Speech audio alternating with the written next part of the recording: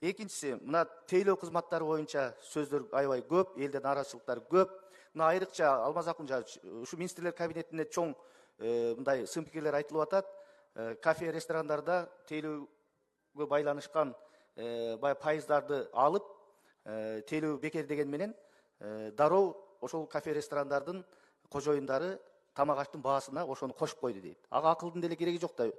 10%, 15%ды кошуп койду, алар уттурган жок. Карапайым элдин чөнтөгүнө эч кандай бул таасир эткен жок. Ошон үчүн ушундай кадамдарды жасаарда мындай анализ кылып жасаш керек да, жөн эле жасап койбой. Мына ушунун маселени да караш керек. Бизде бүгүнкү күндө такси кызматы болобу, чач тарач болобу, кафе, ресторандар болобу, бүт бардыгы дүйнөлүк чоң ири борборлордон да ашып кетти. Баалар аябай кымбат. Эл аябай нааразы буга.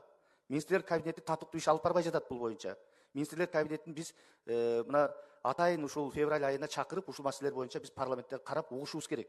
Элдин үнүн ушул жерде биз ачык талкуулашыбыз керек. Нааразычылыктар аябай көп бүгүнкү күндө. Үчүнчү маселе мына курулуш тармагы боюнча. Эң туура айтты. Мына Акыл Тогузбаевич маселени кабыргасынан коюп атат. Себеп дегенде биздин дарегибизге бир топ өлкөдөгү курулуш компанияларынын жетекчилери кайрылып атат. Мына аталган министрлик, курулуш архитектура министрлиги өзү каалагандай тарифтерди коюп алган. Бул адатта тарифтер эң кур дегенде министрлер кабинети, жогорку кеңеш тарабынан да каралыш керек да. Ошонун негизинде үйлөрдүн чарчы метрлери кымбаттап, элдин сатып алуусуна чоң түйшүк жаратып атат булчу. Ошон үчүн мындай нааразычылыктар боюнча дагы мына тийиштүү парламенттик комитет, курулуш архитектура боюнча, транспорт боюнча комитет, Кубанычбек мырза, эмки жумада сиздер комитеттин кароосуна ушул маселени алып чыккыла, талкуулап, андан кийин пленардык жыйында карайлы. Бул боюнча нааразычылыктар аябай көп. Ретке келтиришибиз керек.